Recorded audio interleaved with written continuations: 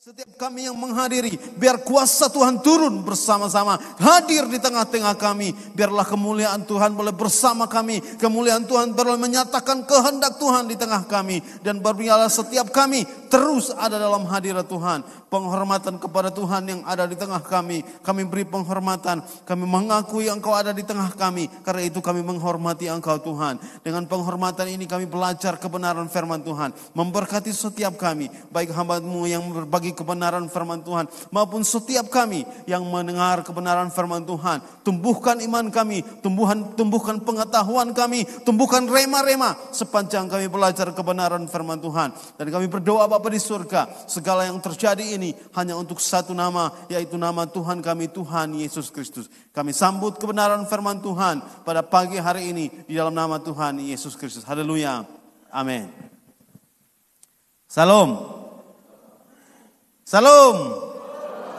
Ya Bapak Mama sekalian, adik-adik, nyong-nyong, nona, semua yang bergabung hadir dalam ibadah pagi ini. Terima kasih sudah datang. Terima kasih untuk tim pujian, tim pemusik, tim penari yang melayani, penerima tamu yang melayani. Terima kasih semua pendoa yang melayani. Terima kasih Bapak Mama, kakak adik semua boleh mengikat diri untuk hadir dalam ibadah pagi ini.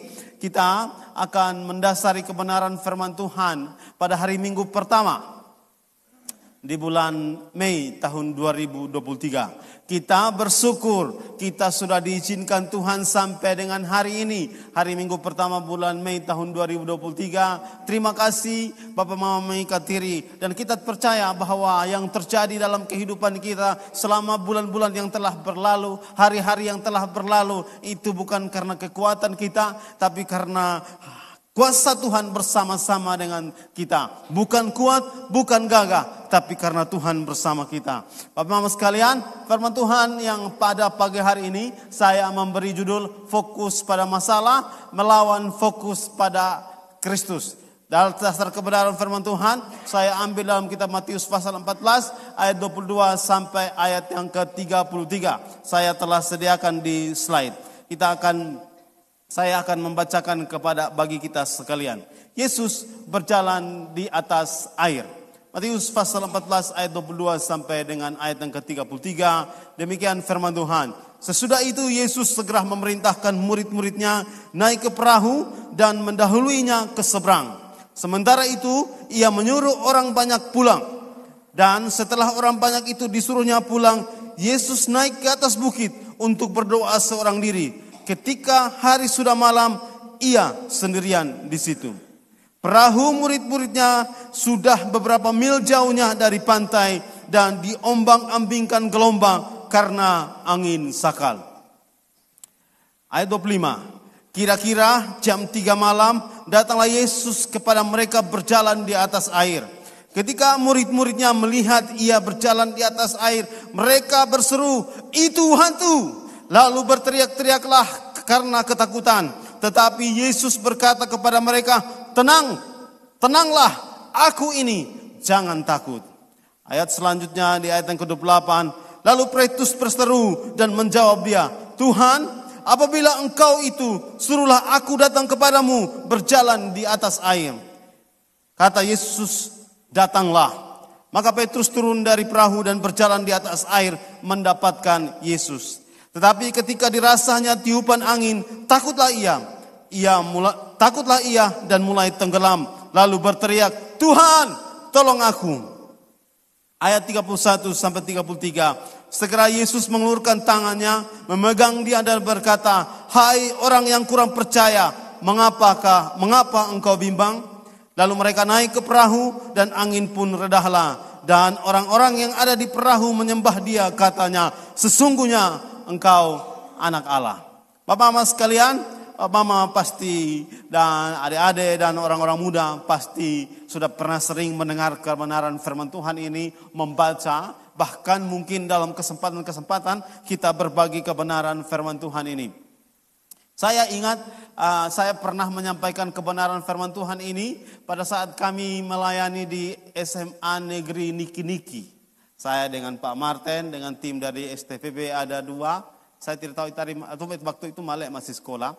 Jadi kami berempat. Kalau tidak anak STPB itu Nathan Manbait dan juga Pak Diki Sapaleko yang tinggal di ya.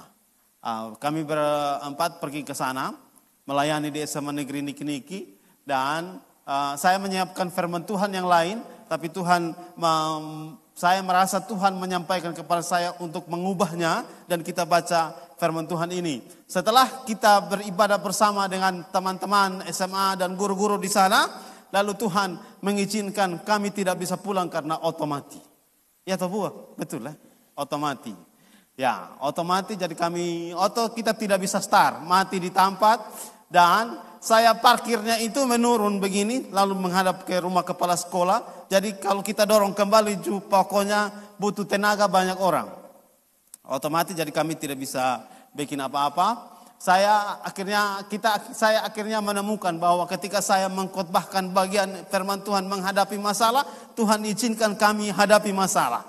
Kami berdoa, kami berbicara, berusaha menggunakan cara karena kita bawa speaker, bawa keyboard, bawa peralatan semua, jadi ini auto tambah berat. Jadi bagaimana cara kami 4 orang. Bu Martin lalu mengambil keputusan pergi cari auto BMO, lalu kita sambung kabel untuk kasih hidup mobil, pasti auto. Nah, Bapak Ibu sekalian, Bapak Ibu juga pasti pernah menyampaikan kebenaran firman Tuhan ini. Di slide berikut saya menyampaikan Tuhan Yesus merencanakan bagian ini. Firman Tuhan kita menemukan bahwa Tuhan Yesus suruh murid-muridnya, kemudian dia naik ke bukit. Lalu pasti murid-murid bertanya, ini orang ini dia suruh kita ke jalan, tetapi kenapa kok dia jalan tengah tempat? Nanti dia pilih apa? Nanti dia naik perahu ke mana? Nanti dia menggunakan apa? Kita semua ini mungkin juga ada menggunakan, mungkin ada murid yang bernama, murid yang bernama ini Yudas bilang begini, aduh ini uang son cukup untuk membiayai kapal lagi untuk Yesus sendiri. Jalan sama-sama saja. Tapi Yesus merencanakan bagian ini untuk mengajarkan. Yesus Tuhan kita yang kita sembah ini merencanakan kehidupan kita untuk menyatakan kehendaknya di tengah kita. Dia rencanakan, dia buat jalan-jalan sehingga kita akhirnya belajar dalam kehidupan kita bahwa ternyata jalan dengan Yesus ini dalam keadaan badai pun dia ada. Seperti bagian ini, Yesus merencanakan perjalanan untuk pergi ke seberang. Merencanakannya baik-baik, murid-muridnya, ayo pergi ke seberang. Saya tidak pergi, kalian pergi saja. Saya tinggal di sini. Yesus naik ke atas bukit. Dalam bacaan kita, Yesus naik ke atas bukit. Lalu kemudian Yesus berdoa di sana sendirian. Murid-muridnya berlayar. Sudah 3 mil sekitar 10-11 kilo dalam perjalanan. Pelayaran sudah 3 mil. Mereka sementara melakukan pelayaran dan sudah berjalan. Sudah jalan dan murid-muridnya berpikir, kenapa Yesus tidak ada bersama? Dan yang kita baca, tiba-tiba angin badai datang. Bapak Ibu sekalian, Yesus merencanakan perjalanan ini untuk mengajarkan kepada murid-murid saat menghadapi badai, saat menghadapi masalah. Ada 3 bagian yang saya mau bagikan bagi kita yang berhubungan dengan menghadapi badai, menghadapi masalah, menghadapi pencobaan. Bagian yang pertama, jangan fokus pada masalah. Bagian yang pertama dari perjalanan, Bapak Ibu sekalian, perjalanan murid-murid Tuhan pada saat mereka berlayar ini, ketika mereka menghadapi badai, mereka fokus pada masalah mereka fokus pada persoalan-persoalan yang mereka hadapi. Mereka ingat badai ini, mereka ingat angin-angin, mereka berpikir bagaimana mengatasi, mereka fokus pada masalah. Dalam peran mereka fokus pada masalah itu, Yesus lalu menampakkan diri. Yesus bilang, fokus kepada saya, jangan fokus kepada masalah. Yesus lalu tiba-tiba muncul di hadapan mereka, berjalan di atas air. Dalam keadaan tengah malam, angin badai, tiba-tiba ada orang berdiri jalan di tengah jalan. Pasti semua logika pertama yang disampaikan adalah para murid adalah hantu. Bapak Ibu pasti pernah dengar khotbah bagian ini. Opa lalu mengubah kata hantu. Kata hantu adalah kata kebalikan dari Tuhan. Hantu, Tuhan, hantu.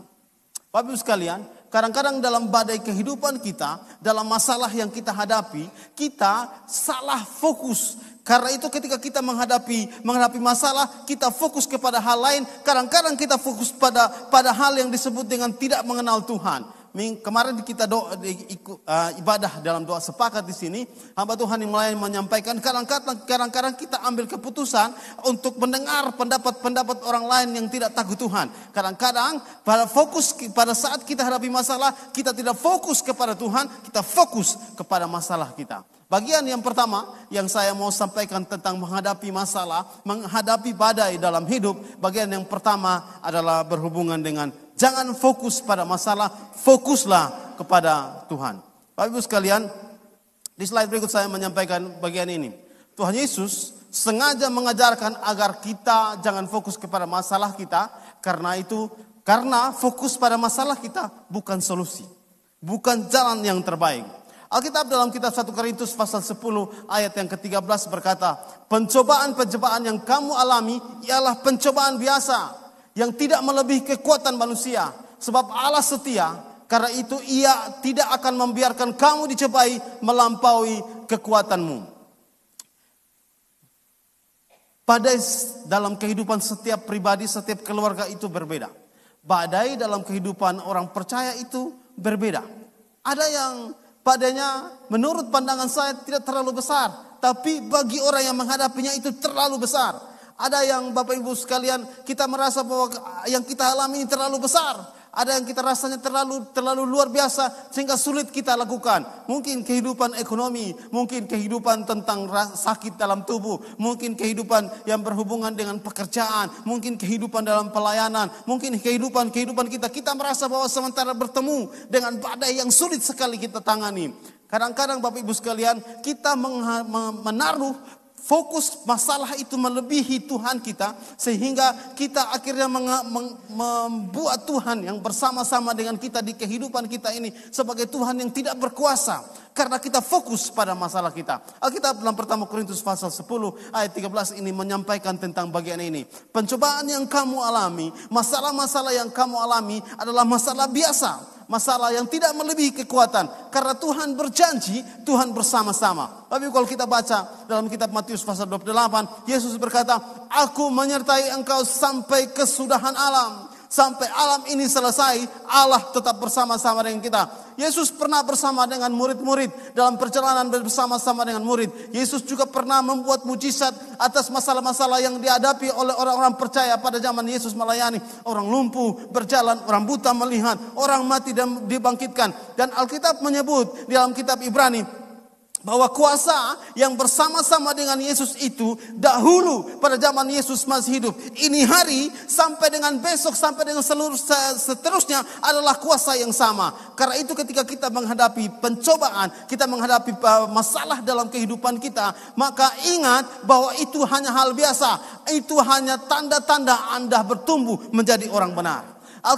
Kita tahun ini menyebut tentang pertumbuhan. Ketika kita menghadapi masalah, itu adalah tanda-tanda kita fokus kepada Tuhan. Itu adalah tanda-tanda untuk kita bertumbuh dalam kehidupan kita. Sekarang Bapak Ibu sekalian, kadang-kadang karena kita menghadapi masalah, kita menghadapi pencobaan, kita berupaya untuk mengalahkan dosa di kehidupan kita. Kita berusaha untuk Tuhan membantu kita menghadapi dosa kita. Kita lalu mengambil keputusan. Biasanya hanya ada 3 keputusan yang berhubungan dengan mengalahkan pencobaan atau berhubungan dengan tinggal dalam dosa, mengalami masalah-masalah yang berhubungan dengan dosa dan kesalahan-kesalahan kepada Tuhan.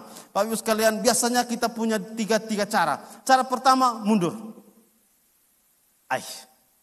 Kemana kayaknya susah untuk hadapi persoalan ini. Beta ikut Tuhan terus. Beta rajin ibadah, beta rajin berdoa, beta rajin beribadah, rajin melayani Tuhan. Tapi kok kayaknya masalah ini tidak berhasil beta atasi. Tuhan juga tidak bersama-sama dengan beta. Akhirnya ambil keputusan mundur. Saya pernah berdiri dalam keputusan bagian ini. Saya pernah berdiri dalam keputusan bagian ini. Saya pikir sudahlah mana yang melayani. Tidak lagi saya melayani. Saya sudah sampai dengan keputusan ini tidak bisa lagi.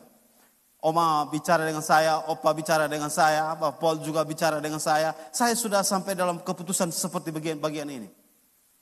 Lalu dalam satu ibadat, Bapak Rid bawa Mak Kobi. Ibu Marta Kobi ada. Ibu Kobi datang ke rumah kami. Lalu berdoa, dan setelah berdoa Ibu Kobi bilang begini, tetap layani Tuhan. Tetaplah terus melayani Tuhan. kenapa tidak ambil bagian dalam pelayanan Tuhan?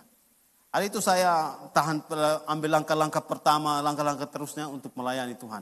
Bapak Ibu pasti pernah melihat saya tidak mau singers juga, saya tidak pernah mau, pokoknya saya tidak ada bagian ini. Bapak Ibu sekalian, ketika kita menghadapi masalah, kita merasa bahwa kita sudah melakukan segala sesuatu untuk sesuai dengan standar Alkitab untuk takut Tuhan. Tapi ternyata kita menghadapi masalah dan masalah itu sulit sekali kita hadapi. Bapak Ibu sekalian, ada beberapa tindakan yang bisa kita ambil. Pertama, mundur. Mundur melayani Tuhan. Mundur beribadah bersama. Mundur tidak mengikat diri dalam gereja. Mencari cara supaya tidak datang beribadah. Yang kedua, tengah tampat. Ada 3 langkah yang biasanya kita ambil. Yang kedua, tengah tampat. Sudah, begini saja. Sudah, tidak usah bertumbuh. Sudah, tidak usah baca Alkitab. Begini saja, pokoknya beta begini sudah. Yang kenal beta begini sudah. Nah beta, Andia begini sudah. Dan ada lagi perubahan. Biasanya ketika kita menghadapi masalah, kita melakukan 2 hal ini. Mundur, kalau tidak tengah tampak su. Pokoknya begini sah. Tidak maju, tidak mundur. Dan yang ketiga, biasanya yang berhubungan dengan menghadapi masalah, biasa yang berhubungan tentang dosa, maka kita mengambil keputusan maju, move on. Mengambil keputusan dengar firman Tuhan, belajar tentang Tuhan, mengenal Tuhan, menyampaikan, mengingat, menyimpan semua pemberitaan firman Tuhan. Pada saat kita baca pun, pada saat kita khotbah, pada saat persekutuan, kita simpan di memori kita. Lalu kita berdasarkan itu, kita mengambil keputusan untuk maju, move on. Ini 3 bagian yang biasanya kita lakukan sebagai orang percaya. Pertama, mundur. Kedua, pilih tengah tempat. Ketiga, ambil langkah untuk maju. Bapak Ibu sekalian, kita semua pasti mau mengambil keputusan untuk maju, move on. Sama dengan tahun ini, kita semua mengambil keputusan, bersama-sama kita berupaya untuk maju, mengambil langkah-langkah pertumbuhan. Dalam kaitan dengan Alkitab, ketika kita bicara tentang tengah tempat dan mundur, yang berhubungan dengan yang bicara tengah tempat atau mundur, Alkitab menyebutnya kesalahan. Dan Alkitab menyebutnya dosa. Kita contoh. Suam-suam kuku yang dibicarakan dalam kitab Wahyu. Atau suam-suam kuku. Meninggalkan kasih yang semula. Itu adalah dosa. Meninggalkan kasih yang semula adalah dosa. Sehingga ketika kita berhubungan dalam iman kita kepada Kristus saat kita menghadapi masalah, maka ketika kita mengambil langkah tengah tempat dalam hidup kita, ketika kita mengambil langkah mundur sebagai orang percaya, maka bagian ini disebut dengan dosa. Bapak Ibu sekalian, yang berhubungan dengan dosa, saya mengkategorikan 2 hal yang berhubungan dengan dosa. Yang pertama, dosa aktif. Aktif itu artinya saya memilih untuk berdosa dan saya terus melakukannya. Dosa aktif. Saya memilih untuk melanggar firman Tuhan. Kemudian saya melakukannya terus menerus. Itu aktif. Yang kedua, dosa pasif. Pasif ini, saya tahu itu benar, tapi saya tidak melakukannya. Bagian yang pertama dosa aktif. Saya melanggar apa yang Tuhan sampaikan, kemudian saya terus-menerus melakukan. Dosa pasif, saya tahu itu benar, tapi saya tidak melakukannya. Contoh, saya tahu bahwa persekutuan orang percaya, seperti yang dilakukan dalam kitab Kisah Para Rasul, setelah Yesus terangkat ke sorga, yang dilakukan oleh jemaat mula-mula adalah hal persekutuan yang mendatangkan kuasa. Saya tahu, tapi saya pasif, tidak mau beribadah bersama. Itu pasif, itu dosa pasif. Saya tahu bahwa membaca Alkitab itu penting, tapi saya tidak mau melakukannya. Itu bagian dari pasif. Kita mulai ya. Langkah pertama terhadap dosa, langkah pertama terhadap tindakan-tindakan menghadapi masalah, mundur, tengah tempat dan maju. Lalu kemudian kita berhubungan dengan dosa. dengan kesalahan pelanggaran terhadap firman Tuhan. Maka berhubungan dengan dua hal ini. Yang aktif. Aktif itu saya tahu itu dosa, saya tahu itu salah, saya memutuskan untuk terus. Pasif itu saya tahu itu benar tapi saya tidak mau melakukan. Saya berharap Bapak Ibu bisa paham apa yang saya bagikan. Sebagai orang percaya, ketika kita menyebut diri bagian dari keluarga kerajaan Allah, karena kita mengakui Yesus adalah Tuhan, sudah sangat pasti ketika kita datang kepada Tuhan dalam segala aktivitas kita dan kemudian kita mohon ampun, Yesus pasti mengampuni kita. Karena kita pertama Yohanes pasal 1 menyampaikan bahwa ketika kita datang minta ampun kepada Tuhan, Dia setia dan adil mengampuni kita. Kadang-kadang dalam menghadapi kesalahan, menghadapi dosa, menghadapi tantangan, kita akan melakukan hal seperti ini, aktif. Kita juga melakukan hal seperti ini, tinggal tempat, aktif mundur, tinggal tempat di tempat. Kita tidak mengambil keputusan untuk mengambil langkah maju sebagai orang percaya, move on. Bapak Ibu sekalian, kadang-kadang juga sebagai orang percaya kita aktif dalam dosa. Kadang-kadang juga sebagai orang percaya kita melakukan kesalahan-kesalahan pasif. Dosa pasif. Bapak Ibu sekalian, bagian yang disebut dengan bagian mengalahkan dosa, mengalahkan pencobaan, mengalahkan badai yang berhubungan dengan dosa di kehidupan kita. Saya mendasarinya dalam kitab Lukas pasal 13 ayat 3 dan 5.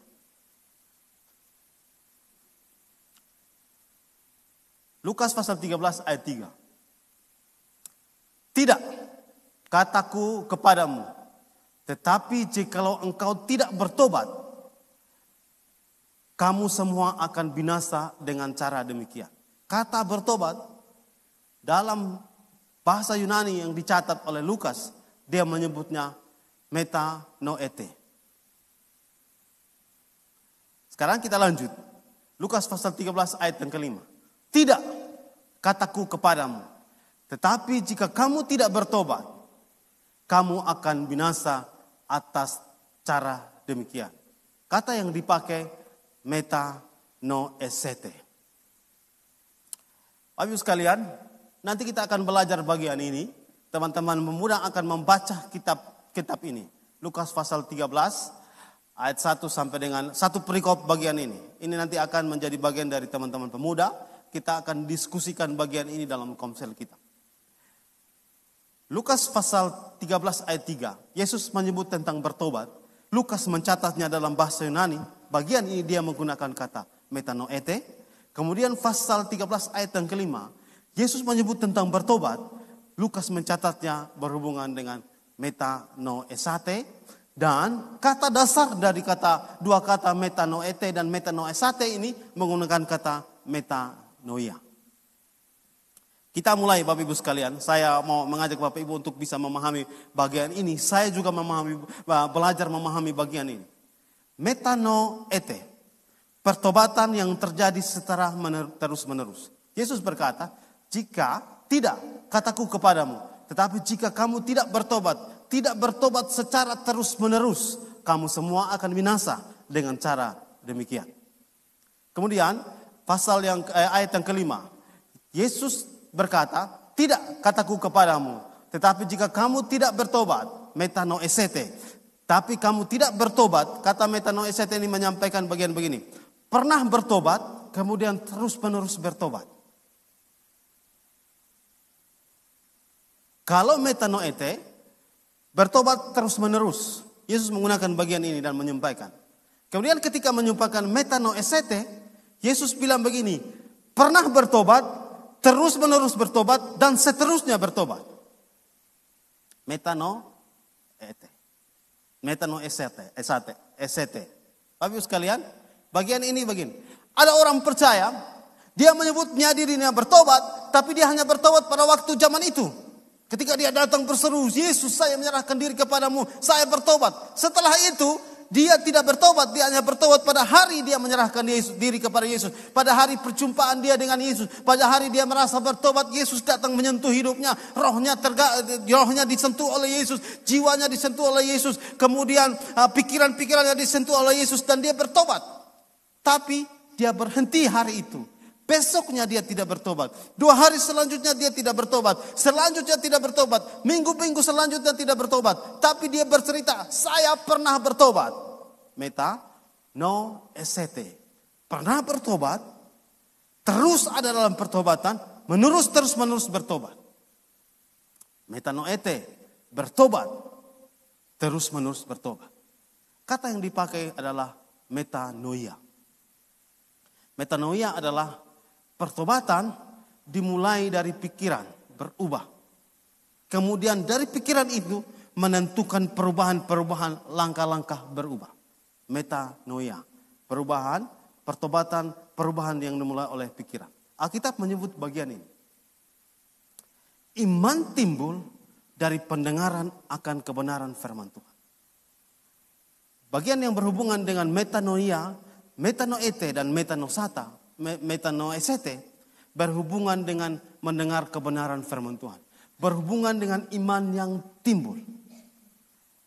Kita berhubungan dengan saya sampaikan tentang dosa aktif dan dosa pasif. Kita bagian di mana? Metanoete atau kita metanoesete? Pernah bertobat bagian ini. Saya sudah bertobat menyerahkan diri kepada Tuhan. Tapi ketika saya ketemu badai, saya kembali tidak bertobat. Metanoesete. Bapak Ibu sekalian, pada bagian firman Tuhan yang saya mau sampaikan bagian ini kepada kita. Kita sudah sering mendengar kebenaran firman Tuhan. Kita sudah sering membaca kebenaran firman Tuhan. Kita percaya Yesus adalah Tuhan di kehidupan kita. Kita sangat percaya. Apakah kita dalam kategori metanoesete? Bertobat. Saya orang bertobat. Tapi itu dulu. Sekarang tidak. Saya bertobat. Tapi saya melakukan hal-hal dosa-dosa, kesalahan-kesalahan pasif. Jangan sampai kita bagian ini. Atau kita metanoete yang terus-menerus melakukan pertobatan. Dimulai sesuai dengan kata metanoia dari pendengaran, pembelajaran, pengetahuan, rema-rema tentang Tuhan. Bapak sekalian, yang berhubungan dengan bagian melakukan kesalahan, pencobaan-pencobaan pada saat badai kehidupan mengganggu kita. Bagian dalam bagian ini, saya mengutip satu kebenaran firman Tuhan yang sering saya pakai pada masa-masa kuliah tahun semester pertama karena saya naik angkot.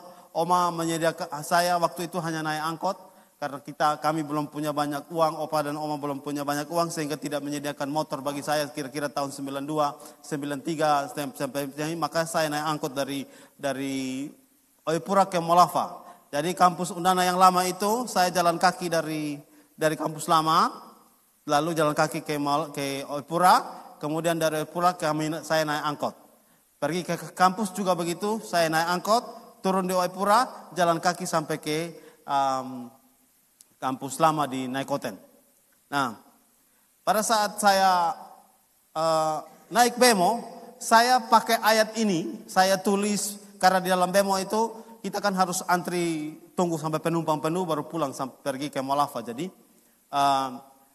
saya taruh ayat ini dan setiap kali ada yang membaca pasti turun mereka menyampaikan bagian ini. Mereka belum benar. Ini ayat yang saya mau bagikan bagi kita di slide berikut. Versi AYT. Kelihatan kok? Ya. Ibrani 6 ayat 6. Versi AYT. Jika mereka meninggalkan jalan Kristus, mundur, tengah tampat, maka mustahil untuk memperoleh kembali pertobatan. Karena mereka sedang menyalibkan anak Allah untuk kedua kalinya dan mempermalukannya secara terbuka. Tapi boleh baca kitab dalam terjemahan baru.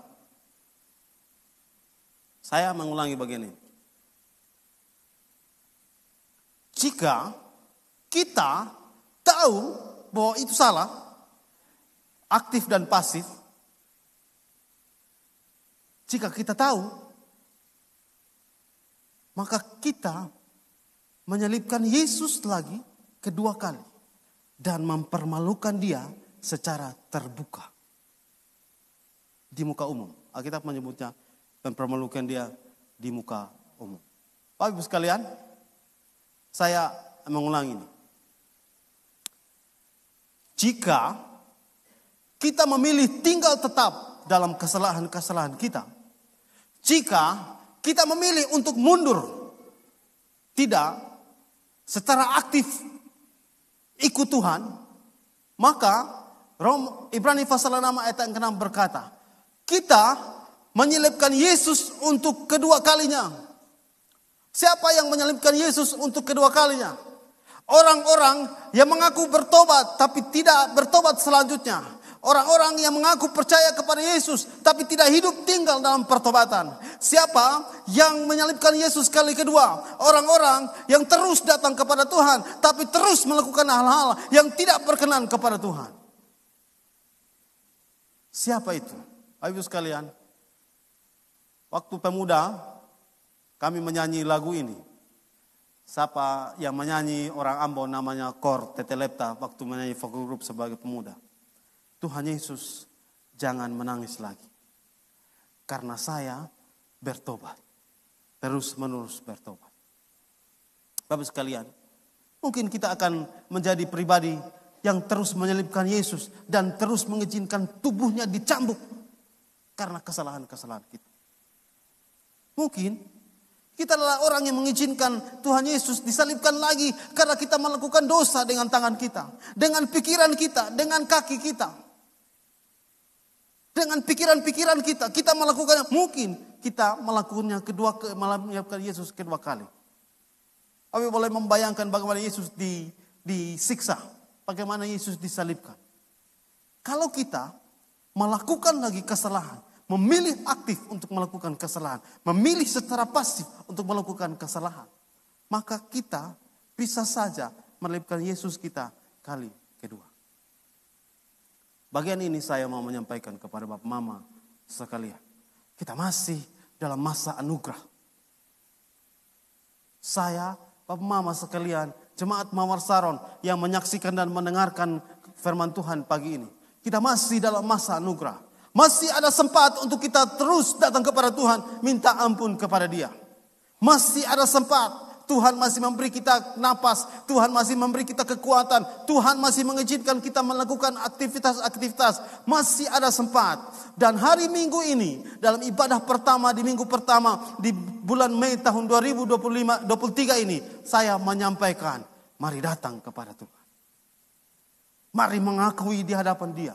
Mungkin kita melakukan kesalahan pasif, mungkin kita melakukan kesalahan aktif, datang kepada Tuhan. Karena kitab 1 Yohanes pasal 1 berkata, Allah dengan setia dan adil mengampuni.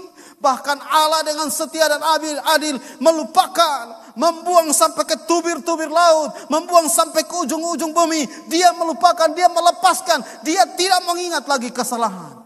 Satu cara saja. Datang kepada Dia. Mohon ampun.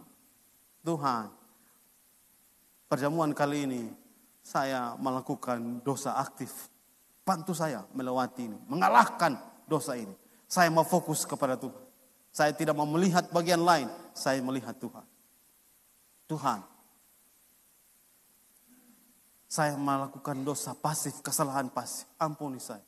Bantu saya untuk melakukan kebaikan. Tahu itu benar. Maka saya melakukan di kehidupan saya. Karena Bapak Ibu sekalian, kita menggunakan kekuatan kita, pasti kita tidak sanggup. Hanya bersama dengan Tuhan, kita sanggup. Bapak Ibu sekalian, ini bagian pertama yang saya mau bagikan yang berhubungan dengan menghadapi badai. Jangan fokus kepada masalahmu, fokus kepada Yesus Kristus, Tuhan kita. Bagian yang kedua, jangan memperhatikan sekeliling. Kita tahu bagaimana Petrus berseru kepada Tuhan.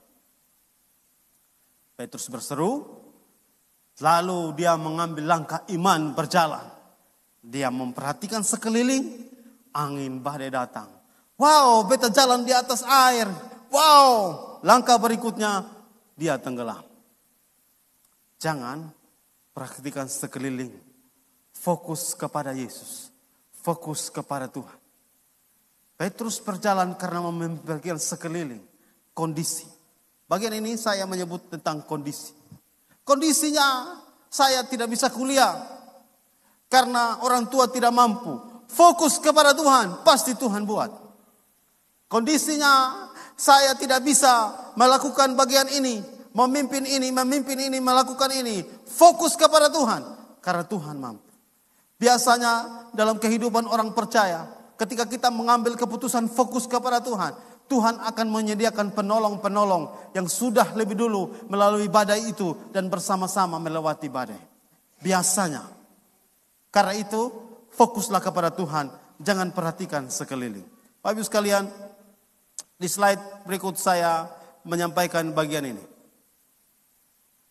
Situasi kekinian kehidupan kita. Mungkin sedang dalam keadaan sakit. Mungkin dalam keadaan ekonomi yang sulit. Mungkin hubungan suami istri yang tidak baik. Hubungan istri dan suami yang tidak baik. Hubungan bapa dan anak yang tidak baik. Hubungan anak dan bapa yang tidak baik. Hubungan mama dan anak yang tidak baik. Hubungan anak dan mama yang tidak baik. Atau ada masalah-masalah kehidupan kita. Saya ingin menyampaikan bagian ini. Ingat dan percaya dan fokuslah kepada Tuhan. Karena Tuhan berjanji, Dia selalu menyertai. Kalau kita fokus kepada Tuhan, maka Tuhan akan memberikan jalan keluar. Dan selalu jalan keluar itu tepat pada waktunya. Ketika murid-murid kebingungan menghadapi masalah, badai datang mengganggu mereka, angin datang di luar kendali mereka. Perahu sudah terombang-ambing, danau sudah air sudah danau sudah mulai mengamuk dan mereka sudah terombang-ambing dan tidak bisa lagi. Mereka fokus kepada Tuhan. Ketika Petrus berjalan, dia fokus kepada Tuhan. Maka Yesus dengan cepat mengambil keputusan untuk mengeluarkan dia. Karena itu Bapak Ibu sekalian, saya mengajak Bapak Ibu sekalian untuk fokus kepada Tuhan. Bagian yang ketiga yang berhubungan dengan Matius pasal yang 14 ini. Jangan bimbang. Kebimbangan adalah bagian dari ketakutan. Ketakutan adalah bagian dengan tidak mengakui bahwa Tuhan menyertai kita. Tuhan Yesus sengaja untuk pergi menyuruh murid-murid untuk jalan lebih duluan menyeberang ke seberang. Supaya murid-murid bisa mengalami ini untuk tidak bimbang. Di kehidupan kita, saya mempercayai bahwa Paul, Oma Henok, Oma Detan, semua orang tua yang ada di sini, sepanjang hidup pasti tidak ada jalan mulus di kehidupan. Tidak ada. Tidak ada jalan yang semuanya tenang, damai. Tidak ada. Pasti ada masalah. Pasti ada hambatan. Pasti ada. Karena itu Bapak Ibu sekalian, ketika kita masuk dalam masa-masa seperti itu, ingat. Jangan bimbang. Percaya bahwa Yesus tetap melakukan bagian yang penting. Tuhan Yesus mau supaya kita mengambil keputusan percaya kepada Dia. Di slide berikut saya menulis bagian ini. Tuhan Yesus mengajarkan supaya kita percaya mujizat dan tidak bimbang. Tuhan Yesus berjanji dalam Roma pasal bahwa Roma pasal 8 bahwa Dia terus mendatangkan kebaikan bagi orang percaya. Bapak sekalian, ini kebenaran firman Tuhan yang saya mau bagikan. Di slide terakhir itu apa? Ya. Ini kebenaran firman Tuhan yang saya mau bagikan Bapak Ibu sekalian. Yang berhubungan dengan 3 hal yang berhubungan dengan menghadapi masalah. Bagian berhubungan dengan perjamuan pagi ini. Saya berhubungan dengan bagian ini. Jangan sampai kita adalah pribadi yang menyalibkan Yesus untuk kedua kali. Kalau itu, saya mau mengajak Bapak Mama sekalian datang kepada Tuhan, menyembah Dia. Saya mengajak saudara-saudara sekalian, pasti Allah yang melakukan kebaikan di tengah kita dan menyerahkan Yesus bagi kita. Dia juga akan melepaskan kita dan tidak mengingat lagi kesalahan-kesalahan kita. Kita mengambil keputusan untuk sebagai pribadi yang move on, maju terus bertumbuh dalam Tuhan kita, Tuhan Yesus Kristus. Amin. Untuk kebenaran firman Tuhan. Kita akan nyanyikan pujian yang tadi terakhir.